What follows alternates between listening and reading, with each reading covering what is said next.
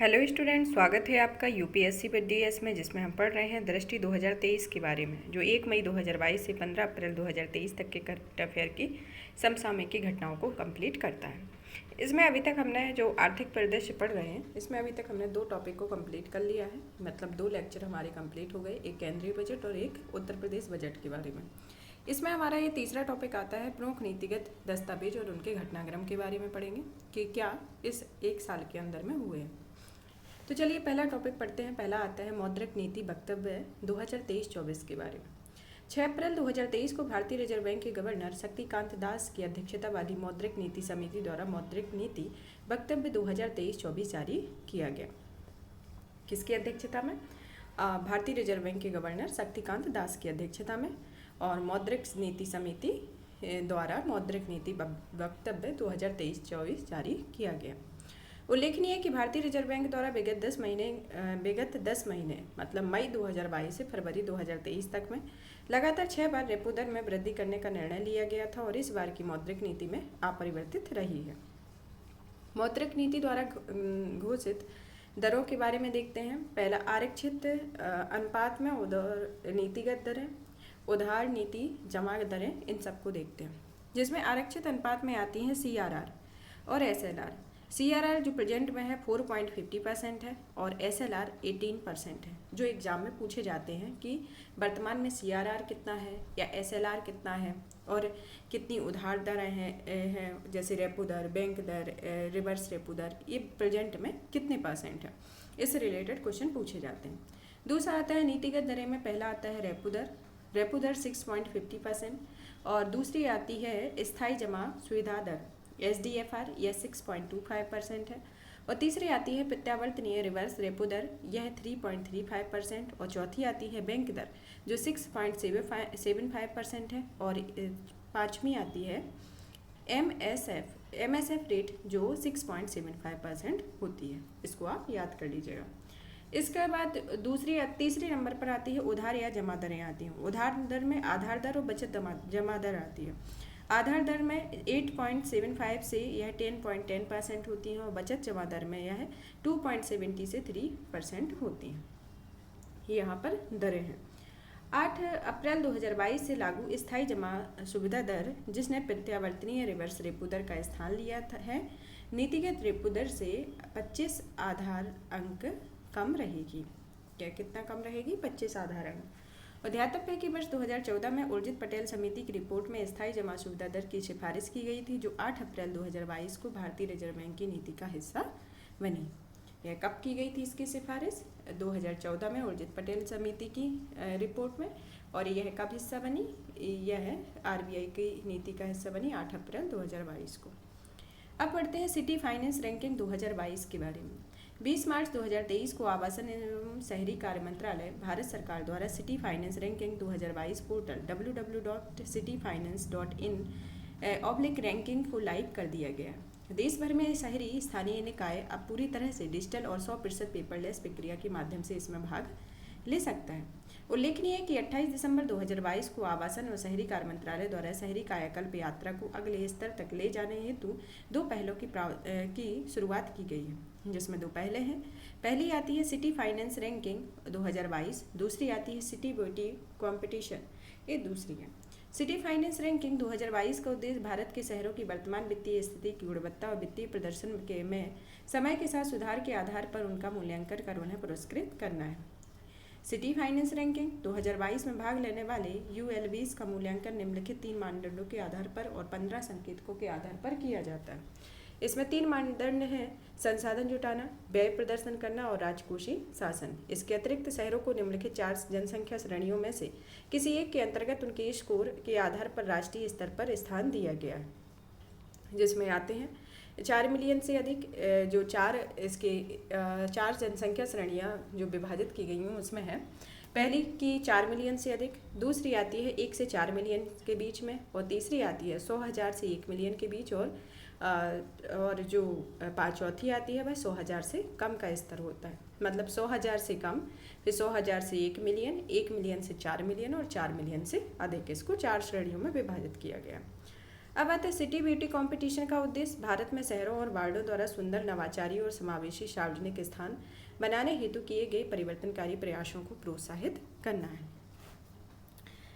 हाल ही में जो city finance ranking 2022 जारी की गई है वह जिसको लाइव किया गया है वह आवासन एवं शहरी कार्य मंत्रालय भारत सरकार द्वारा किया गया।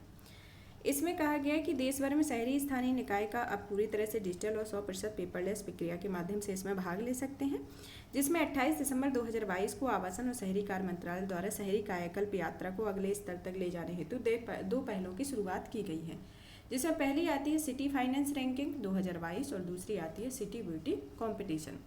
सिटी फाइनेंस रैंकिंग का उद्देश्य भारत के शहरों की वर्तमान वित्तीय स्थिति की गुणवत्ता और वित्तीय प्रदर्शन के समय के साथ सुधार के आधार पर उनका मूल्यांकन कर उन्हें पुरस्कृत करना है। और दूसरी जो आती है सिटी ब्यूटी कंपटीशन, उसका उद्देश्य भारत में शहरों और वार्डों तथा द्वारा सुंदर, नवाचारी और समावेशी सार्वजनिक स्थान बनाने हेतु किए गए परिवर्तनकारी प्रयासों को प्रोत्साहित करना है। ये इसके इम्पोर्टेंट पॉइंट है। अब आता है नेक्स्ट टॉपिक, भारत का पहला म्यूनिसिपल बॉन्ड इंडेक्स। 24 फरवरी 2023 को NSE इंडिकेस LTD द्वारा देश के पहले municipal bond index Nifty India municipal bond index launch किया गया। यह इंडेक्स परिपक्वता के दौरान भारतीय नगर निगमों द्वारा जारी किए गए म्यूनिसिपल बॉन्ड के प्रदर्शन को ट्रैक करेगा और निवेश ग्रेड क्रेडिट रेटिंग देगा। वर्तमान में सूचकांक में 10 जारीकर्ताओं द्वारा जारी किए गए 28 नगरपालिका बॉन्ड शामिल हैं, जिनमें AA श्रेणी में क्रेडिट रेटिंग है। विदित हो कि सूचकांक घटकों को उनकी बकाया राशि के आधार पर भार दिया जाता है और इस इंडेक्स को हर 3 महीने में रीबैलेंस किया जाएगा। कब किया जाएगा? इसको हर 3 महीने में रीबैलेंस किया जाएगा। और यह NSE इंडिकेस लिमिटेड द्वारा देश के पहले municipal bond index Nifty India municipal bond index को लॉन्च किया गया। अब आता है Paytm payment bank UPI light launch करने वाला पहला बैंक बना। फरवरी 2023 में Paytm payment bank UPI light शुरू करने वाला देश का पहला प्लेटफॉर्म बन गया है। UPI लाइट भुगतान करने हेतु पिन दर्ज किए बिना 200 रुपये तक के त्वरित और निर्बाध लेन देन को सक्षम बनाता है। UPI लाइट क्या होता है कि यह भुगतान करने हेतु पिन दर्ज किए बिना 200 रुपये तक के त्वरित और निर्बाध लेन देन को सक्षम बनाता है। UPI लाइट भारतीय राष्ट्रीय भुगतान निगम NPCI द्वारा समर्थित भुगतान सुविधा है, जिसे RBI द्वारा सितंबर 2022 में लॉन्च किया गया था। यह उपयोगकर्ताओं को बिना पिन का उपयोग किए छोटे मूल्य वाले UPI लेन देन करने में सक्षम बनाता है।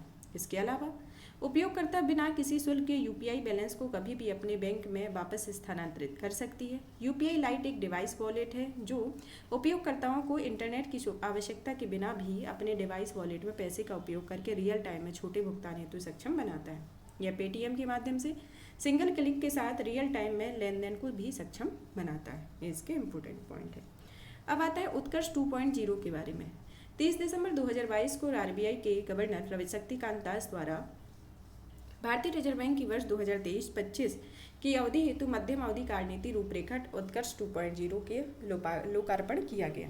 उल्लेखनीय है कि मध्यम अवधि कार्यनीति रूपरेखा का पहला संस्करण 2022 जो वर्ष 2019-22 की अवधि हेतु लोकार्पण में किया गया था। और उत्कर्ष 2.0 का उद्देश्य जनता का बैंक में विश्वास एवं बैंक की विश्वसनीयता को संवर्धित करना है। और वर्ष 2023-25 की समयावधि हेतु उत्कर्ष 2.0 में उत्कर्ष 2022 के मूल उद्देश्यों, मूल्यों एवं मिशन सहित 6 विजन विवरणों को शामिल करते हुए उनकी विशिष्टता का भी प्रयोग किया गया है। उत्कर्ष का मिशन है जो निम्नलिखित को प्रोत्साहित करता है। पहला आता है इसमें मूल्य एवं वित्तीय स्थिरता के संदर्भ में भारतीय नागरिकों का आर्थिक एवं वित्तीय कल्याण। दूसरा आता है वित्तीय सेवाओं की निष्पक्षता एवं सार्वभौमिक पहुंच। और तीसरा आता है एक सुदृढ़, गतिशील एवं संवेदी मध्यस्थ आधारभूत संरचना। उत्कर्ष का मूल उद्देश्य विकास के ध्येय को ध्यान में रखते हुए मौद्रिक एवं वित्तीय स्थिरता को बढ़ावा देना तथा प्रभावी एवं समावेशी वित्तीय प्रणाली का विकास सुनिश्चित करना है। इसमें क्या क्या इम्पोर्टेंट पॉइंट है? पहला तो ये कि उत्कर्ष का मूल उद्देश्य क्या है। उत्कर्ष का मूल उद्देश्य विकास के ध्येय को ध्यान में रखते हुए मौद्रिक एवं वित्तीय स्थिरता को बढ़ावा देना तथा प्रभावी एवं समावेशी वित्तीय प्रणाली का विकास सुनिश्चित करना है। और उत्कर्ष 2.1 जो पहले नंबर जारी किया गया था, जिसकी मध्यम अवधि 2019 से 22 थी, जिसका लोकार्पण जुलाई 2019 में किया गया था। ये उत्कर्ष 2.1 है। उत्कर्ष 1.0 है और जो उत्कर्ष 2.0 है, इसको 2023 से 2025 तक की मध्यम अवधि कार्यनीति रूपरेखा तैयार की गई है, जिसे 30 दिसंबर 2022 को भारतीय रिजर्व बैंक के गवर्नर शक्तिकांत दास द्वारा किया गया है। अब नेक्स्ट टॉपिक आता है इंडिया स्किल रिपोर्ट 2023 के बारे में। दिसंबर 2022 में road map to India's skill and talent economy 2023 theme से इंडिया स्किल रिपोर्ट 2023 जारी की गई है। कौन सी रिपोर्ट? दिसंबर 2023 में रोड मैप को India's skill and talent economy 2023 theme के तहत इंडिया स्किल रिपोर्ट 2023 जारी की गई है। इस रिपोर्ट का यह 10वां संस्करण है। रिपोर्ट के अनुसार समग्र नियोजिता में वृद्धि दर्ज की गई है। यह वर्ष 2022 के 46.2% से बढ़कर 2023 में 50.83% के स्तर पर पहुंच गई है।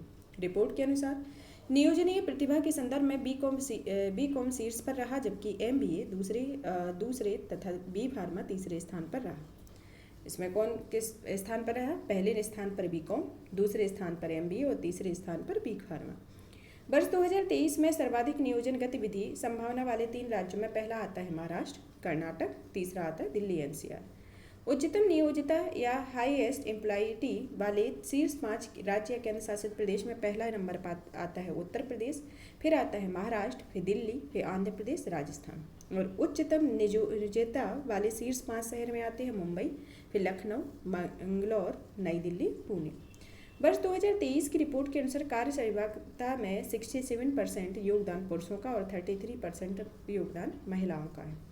रोजगार योग्य महिलाओं को सर्वाधिक प्रतिशतता राजस्थान में 53.56% में दर्ज है। उसके बाद दूसरे स्थान पर उत्तर प्रदेश आता है। मतलब रोजगार योग्य महिलाओं की सर्वाधिक प्रतिशतता में उत्तर प्रदेश का प्रथम स्थान है और सर्वाधिक प्रतिशतता में राजस्थान का प्रथम स्थान है, फिर उत्तर प्रदेश का आता है। और यहाँ पर जो उच्चतम नियोजिता में वाले शीर्ष 5 राज्यों में उत्तर प्रदेश का प्रथम स्थान आता है और 5 शहरों में लखनऊ का दूसरा स्थान आता है। अब आते हैं पुरुषों की रोजगार योग्य प्रतिभा की उच्चतम सांद्रता गाजियाबाद में 75% में, जबकि महिलाओं में रोजगार योग्य प्रतिभा की सर्वाधिक संख्या तिरुपति में है। अब आते वर्ष 2023 में पुरुषों तथा महिलाओं की उम्मीदवारों हेतु बेंगलुरु सबसे पसंदीदा शहर बना हुआ है और वर्ष 2023 की रिपोर्ट के मुताबिक महिलाओं की नियोजिता पुरुषों की तुलना में अधिक रही है और पुरुष नियोजिता 47.2% और महिला नियोजिता 52.8% है। अब पढ़ते हैं मातृ मृत्यु अनुपात में गिरावट के बारे में। 30 नवंबर 2022 को केंद्रीय स्वास्थ्य एवं परिवार कल्याण मंत्रालय भारत सरकार द्वारा जारी आंकड़ों के अनुसार देश में मातृ मृत्यु अनुपात में उल्लेखनीय गिरावट दर्ज की गई है। यह वर्ष 2014 से 16 के 130 प्रति लाख जीवित जन्म की तुलना में घटकर वर्ष 2018 से 20 में 97 प्रति लाख जीवित जन्म हो गया है। सतत विकास लक्ष्य हासिल करने वाले राज्यों की संख्या में उत्कृष्ट प्रगति हुई है। यह पूर्व में 6 राज्यों की तुलना में बढ़कर 8 राज्यों, जिसमें केरल 19 नंबर पर, महाराष्ट्र 33, तेलंगाना 43, आंध्र प्रदेश 45, तमिलनाडु 54, झारखंड 56, गुजरात 57 तथा कर्नाटक 69 हो गई। मैं इतनी ये मातृ मृत्यु दर के बारे में बताया गया। मातृ मृत्यु अनुपात और मातृ मृत्यु दर के आंकड़े 2018 से 20 में, जिसमें भारत में 97 मातृ मृत्यु अनुपात है और यह दर 6% है और असम में 195। ये इसमें जो टोटल बताई गई है वह सबसे ज़्यादा 97 है और टोटल में मातृ मृत्यु दर 6.0 है, जिसमें असम में 195 और 12.1, बिहार में 118 11.2, झारखंड में 56 और 4.2 रेटिंग है, मध्य प्रदेश में 173 और 15.3 है। अब इसमें उत्तर प्रदेश की देख लेते हैं। उत्तर प्रदेश की 167 मातृ मृत्यु अनुपात है और जो मातृ मृत्यु दर है वह 14.3 है और भारत की 97 मातृ मृत्यु अनुपात है और 6.0 जो मातृ मृत्यु दर है। अब पढ़ते हैं बैंक दर के आधार पर स्वर्ण की कीमत में। नवंबर 2022 में बैंक दर के आधार पर एक समान स्वर्ण की कीमत लागू करने वाला केरल देश का पहला राज्य बन गया है। एक समान स्वर्ण की कीमत लागू करने वाला राज्य बन गया है। केरल में 916 शुद्धता वाले 22 कैरेट स्वर्ण पर एक समान कीमत पेश करने का निर्णय लिया गया है। यह निर्णय केरल स्थित प्रमुख jewellers Malabar gold and diamond और all Kerala gold and silver merchant association के मध्य आयोजित बैठक में लिया गया है। मालाबार गोल्ड एंड डायमंड ने केरल राज्य में अपनी वन इंडिया वन गोल्ड नीति के साथ देश भर में अपने सभी स्टोर्स पर एक समान स्वर्ण की कीमत लागू करने की पहल की। स्पष्ट है कि केरल सरकार का यह कदम राज्य में उपभोक्ताओं के हितों की रक्षा करने और व्यापार में मूल्य पारदर्शिता लाने में मददगार साबित होगा। अब पढ़ते हैं भारत का पहला अंतर्राष्ट्रीय बुलियन एक्सचेंज। 29 जुलाई 2022 को प्रधानमंत्री नरेंद्र मोदी ने गांधीनगर गुजरात स्थित Gujarat international financial tech city gift city में भारत के पहले अंतर्राष्ट्रीय वित्तीय सेवा केंद्र का दौरा किया। इस दौरान प्रधानमंत्री ने गिफ्ट IFSC में इंडिया इंटरनेशनल बुलियन एक्सचेंज का शुभारंभ किया। यह भारत का पहला अंतर्राष्ट्रीय बुलियन एक्सचेंज है। ज्ञातव्य है कि केंद्रीय वित्त मंत्री निर्मला सीतारमण ने वर्ष 2020-21 के केंद्रीय बजट में गुजरात के गांधीनगर में गिफ्ट सिटी में अंतर्राष्ट्रीय वित्तीय सेवा केंद्र में इंडिया इंटरनेशनल बुलियन एक्सचेंज की स्थापना की घोषणा की थी। इसी संदर्भ में India international bullion exchange, Boolean clearing corporation तथा बुलियन डिपोजिटरी की स्थापना एवं परिचालन हेतु India international bullion holding limited नामक होल्डिंग कंपनी का सृजन किया गया। IIBX भारत में बुलियन आयात पर प्रवेश द्वार है। इसके तहत घरेलू खपत के लिए सभी बुलियन आयात की प्रक्रिया इस एक्सचेंज के माध्यम से पूरी की जाएगी। इसमें बाजार के 5 संस्थागत निवेशक आते हैं, जिसमें पहला आता है CDSL central depository service India limited, दूसरा आता है India INX India international exchange limited, तीसरा आता है NSDL national security depository limited और चौथा आता है NSE national stock exchange of India limited, पांचवा आता है MCX multi commodity exchange of India limited और अंतिम आता है IIBF के प्रवर्तक है। MCF इसके प्रवर्तक है, जबकि अंतर्राष्ट्रीय वित्तीय सेवा प्राधिकरण IIBX की नियामक है। इससे संबंधित इंपॉर्टेंट पॉइंट है। अब आता है नमूना पंजीकरण प्रणाली सांख्यिकी रिपोर्ट 2022 के बारे में। 22 सितंबर 2022 को रजिस्ट्रार जनरल ऑफ इंडिया द्वारा नमूना पंजीकरण प्रणाली सांख्यिकी रिपोर्ट 2022 जारी की गई। वर्तमान रिपोर्ट 2020 के संदर्भ में भारत के बड़े राज्यों केंद्रशासित प्रदेशों के लिए मृत्यु दर संकेतक और प्रजनन क्षमता से संबंधित आंकड़े प्रस्तुत करती है। वर्ष 2020 के दौरान राष्ट्रीय स्तर पर अशोधित जन्म दर 19.5% है और 2019 की तुलना में यह 0.2% अंकों की गिरावट के साथ है। बड़े राज्यों एवं केंद्रशासित प्रदेशों में अशोधित जन्म दर CBR बिहार में 25.5% जो अधिकतम है और केरल में 13.2% जो न्यूनतम है। और 2020 में इस देश के लिए अशोधित मृत्यु दर 6.0 है। राष्ट्रीय स्तर पर छत्तीसगढ़ 7.9% में अधिकतम तथा दिल्ली के लिए न्यूनतम दर्ज की गई है। रिपोर्ट के अनुसार शिशु मृत्यु दर को भी 2 अंकों में गिरावट देखी गई है, जिसमें 2020 में शिशु मृत्यु दर 28 थी और 2019 में 30 थी। मतलब 2020 में 28 है और 2019 में 30 थी। राष्ट्रीय स्तर पर जन्म के समय लिंगानुपात में 3 अंकों की वृद्धि दर्ज की गई है, जिसमें यह वर्ष 2018 से 20 में 907 थी, जबकि 2017 से 19 में 904 है। जन्म के समय उच्चतम लिंगानुपात केरल में दर्ज किया जा गया है और न्यूनतम लिंगानुपात उत्तराखंड में दर्ज किया गया है। राष्ट्रीय स्तर पर कुल प्रजनन दर वर्ष 2020 में घटकर 2.0 हो गई है, जबकि 2019 में 2.1 थी। और वर्ष 2020 में उच्चतम प्रजनन दर बिहार में 3.0 दर्ज की गई थी, जबकि दिल्ली में, तमिलनाडु और पश्चिम बंगाल में प्रत्येक में 1.4% दर्ज की गई थी। इसके आंकड़े दिए गए हैं। इसमें नमूना पंजीकरण प्रणाली मई 2022 बुलेटिन के बारे में बताया गया है कि ये क्या है। मई 2022 में रजिस्ट्रार जनरल कार्यालय भारत सरकार द्वारा नमूना पंजीकरण प्रणाली बुलेटिन जारी करता है। बुलेटिन ने जारी राज्यों एवं केंद्रशासित प्रदेशों को वर्ष 2020 के संदर्भ में जारी की गई है। इसमें जन्म दर विगत 4 दशकों में अखिल भारतीय स्तर पर जन्म दर में अत्यधिक गिरावट दर्ज की गई है और यह 1971 में 36.9 प्रति हजार से गिरकर वर्ष 2020 में 19.5 प्रति हजार पर आ गई है। भारत के सबसे बड़े राज्यों में सर्वाधिक जन्म दर बिहार में और सबसे कम केरल में है, जबकि सभी राज्यों और केंद्र शासित प्रदेशों में सबसे कम अंडमान निकोबार द्वीप समूह में रही। वर्ष 2020 में के संदर्भ में शीर्ष जन्म दर वाले राज्य में पहला आता है बिहार, फिर आता है उत्तर प्रदेश, फिर मध्य प्रदेश, राजस्थान, मेघालय। कौन कौन सा? बिहार, उत्तर प्रदेश, मध्य प्रदेश, राजस्थान और मेघालय। और वर्ष 2020 के अंतर्गत न्यूनतम जन्म दर वाले राज्यों केंद्र शासित प्रदेश में पहले नंबर पर आता है अंडमान निकोबार द्वीप समूह, फिर आता है गोवा, फिर नागालैंड, फिर त्रिपुरा, फिर चंडीगढ़। राष्ट्रीय स्तर पर विगत 4 दशकों में मृत्यु दर में भी काफ़ी गिरावट आई है और यह वर्ष 1971 के 14.9 प्रति हजार से गिरकर वर्ष 2020 में 6 प्रति हजार पर हो गई है।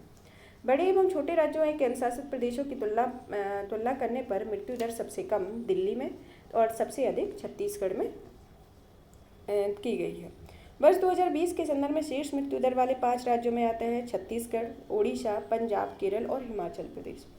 राष्ट्रीय परिवार स्वास्थ्य सर्वेक्षण 5 के बारे में 5 मई 2022 को केंद्रीय स्वास्थ्य एवं परिवार कल्याण मंत्री डॉक्टर मनसुख मंडाविया ने राष्ट्रीय परिवार स्वास्थ्य सर्वेक्षण के 5वें दौर की रिपोर्ट जारी की। ध्यातव्य है कि राष्ट्रीय परिवार स्वास्थ्य सर्वेक्षण वर्ष 1991 में लॉन्च किया गया था, जबकि राष्ट्रीय परिवार स्वास्थ्य सर्वेक्षण 5 को में जारी आंकड़े वर्ष 2019-20 के संदर्भ में है। इस रिपोर्ट में जनसंख्या, स्वास्थ्य, परिवार कल्याण तथा अन्य संबंधित क्षेत्र जैसे जनसंख्या की विशेषताएं, प्रजनन क्षमता, परिवार नियोजन, शिशु और बाल मृत्यु दर, मातृ एवं शिशु स्वास्थ्य, पोषण तथा एनीमिया, रूढ़ता और स्वास्थ्य देखभाल, महिला सशक्तिकरण आदि प्रमुख क्षेत्रों पर विस्तृत जानकारी शामिल है। NFHS 5 के प्रमुख निष्कर्ष में आता है, पहला कि भारत में जनसंख्या नियंत्रण के उपायों से उल्लेखनीय प्रगति की है।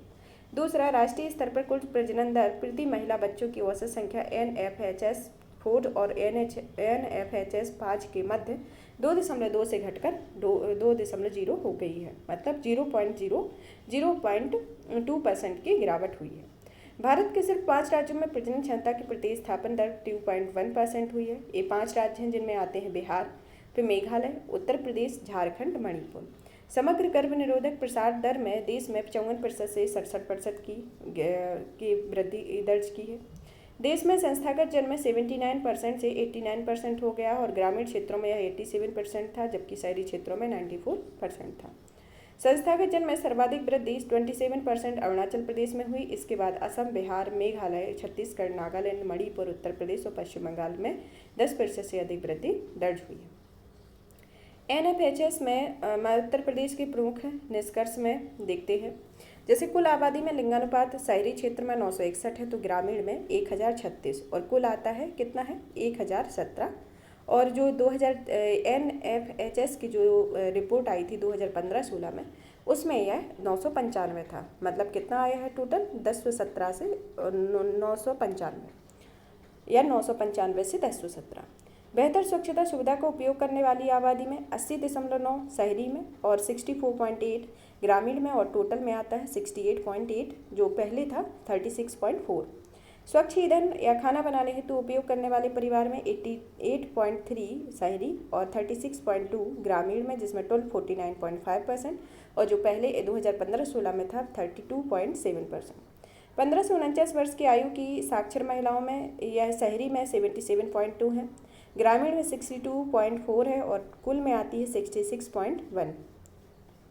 कुल प्रजनन दर में 1.9% शहरी है और ग्रामीण में 2.5% और कुल में 2.4 आती है और जो 2015-16 में 2.7 थी। बाल मृत्यु दर में 42.0 यह शहरी थी, 52.6 ग्रामीण है तथा इसमें कुल में 50.4 है और जो 2015-16 में थी वह 63.5 थी। अब आता है 5 वर्ष से कम आयु बच्चों में ठिंगनापन और यह 33.0% और शहरों में और ग्रामीण में 41.3% और कुल में आता है 39.7% और जो 2015-16 में था 46.3%। इसमें दुबलापन को भी दिया गया, कम वजन में दिया गया। 5 वर्ष से कम आयु के बच्चों में अधिक वजन में शहरी क्षेत्र में 3.6, ग्रामीण में 2.9 और कुल में आता है 3.1 और यह 2015-16 में 1.5% था, जो कि अभी इसमें बढ़ोतरी को दर्शाता है। अब पढ़ते हैं रिजर्व बैंक इनोवेशन हब के बारे में। 24 मार्च 2022 को भारतीय रिजर्व बैंक के गवर्नर शक्तिकांत दास द्वारा बेंगलुरु में रिजर्व बैंक इनोवेशन हब का उद्घाटन किया गया। यह इनोवेशन हब भारतीय रिजर्व बैंक की पूर्ण स्वामित्व वाली सहायक कंपनी है, जिसकी सहायता से कंपनी अधिनियम 2013 की धारा 8 के तहत की गई है। भारतीय रिजर्व बैंक द्वारा इस हब की स्थापना 100 करोड़ रुपए की प्रारंभिक पूंजी के साथ संस्थागत व्यवसाय के माध्यम से स्थायी रूप से वित्तीय नवोन्मेष को प्रोत्साहित तथा पोषित करने हेतु की गई है। इस हब का संचालन एक स्वतंत्र बोर्ड के माध्यम से किया जाएगा, जिसके पहले अध्यक्ष के रूप में सेनापति कृष गोपालन को नियुक्त किया गया है। ये याद करना जरूरी है। किसको इसका अध्यक्ष चुना गया है? पहले अध्यक्ष कृष गोपालन। यहाँ पर हमारा मौद्रिक नीति और प्रमुख नीतिगत दस्तावेज और घटनाक्रम का टॉपिक कंप्लीट होता है और भी इसी तरीके की वीडियो को कंप्लीट करने के लिए या कंटिन्यू करने के लिए चैनल को लाइक करें, सब्सक्राइब करें, शेयर करें। धन्यवाद।